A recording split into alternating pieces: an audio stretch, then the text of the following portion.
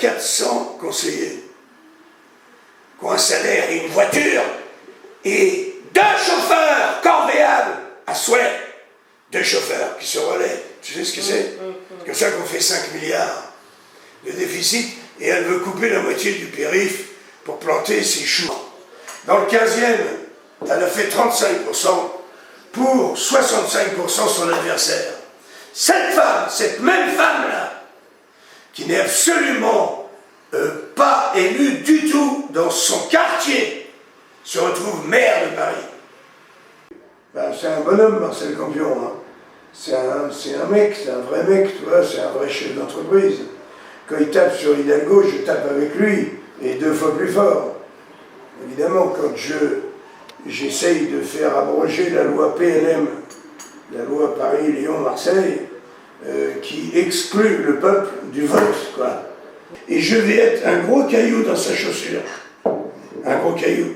Parce qu'à partir du moment où, moi, avec ma grande gueule, je dis, est-ce que les Parisiens, les Lyonnais, les Lyonnaises, les Marseillaises et les Marseillais, est-ce que le peuple doit fermer sa gueule?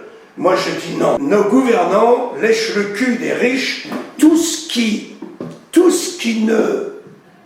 n'enrichit pas les multinationales, ils le suppriment. Tu vois? Ils n'en ont rien à branler. Ils sont sourds et aveugles. Il faut une révolution. Mais, tu vois, un lance-pierre, un beau lance-pierre fabriqué comme à l'époque, quand tu avais 14 ans, et casser les vitres de l'hôtel de ville. Parce que quand les vitres, elles cassent, les occupants, ils se disent, sire, est-ce que c'est une révolte ou est-ce que c'est une révolution? C'est ce qu'on a dit à Louis XVI, quand les vitres à Versailles explosaient sous les cailloux. Et il faut recommencer ça. Amazon a plus de budget que les États-Unis. Tu comprends? Le mec gagne 288 milliards par an. Il interdit à ses ouvriers de parler entre eux parce qu'ils pourraient gagner 1 milliard de moins. T'imagines la terreur pour Bezos? 1 milliard de moins.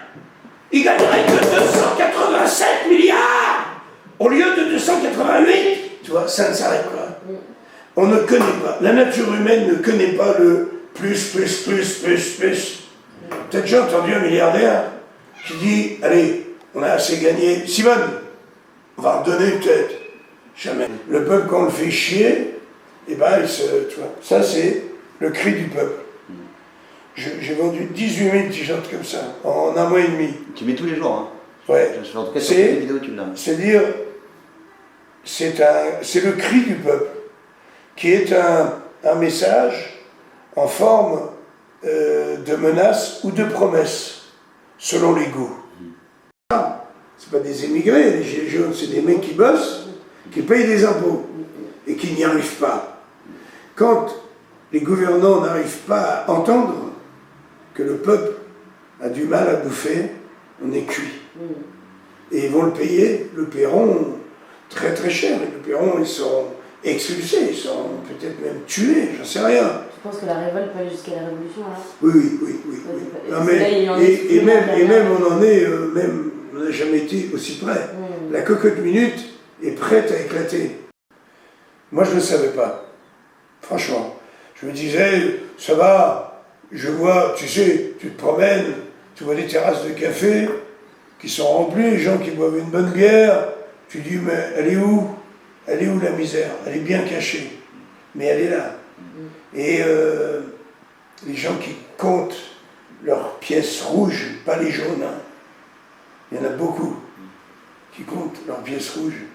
C'est insupportable. La France, comme beaucoup de pays, mais la France est devenue une réunion de copropriétaires.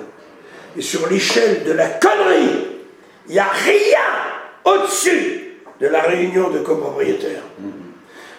Il a dit couille! Il a dit couille! Devant mon fils de 13 ans, il a dit couille! Tu vois, c'est ça, la France. Et les gens, on est à 2 doigts de fabriquer une cellule en France, hein, tu m'entends bien.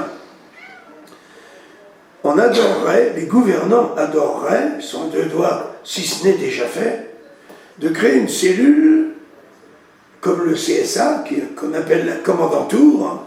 C'est là qu'on vient dénoncer les juifs, la famille juive qui est en bas de chez toi, c'est là qu'on vient les dénoncer, de créer une cellule pour pouvoir dire à la préfecture, le voisin, il s'est engueulé avec son autre voisin, il a dit t'es qu'une grosse tapette de merde, je t'encule, espèce de pédé. On en est là. Et là, on est tout près de l'occupation allemande. Tu vois? On est tout près de vivre la dénonciation de tout le monde, à tout prix.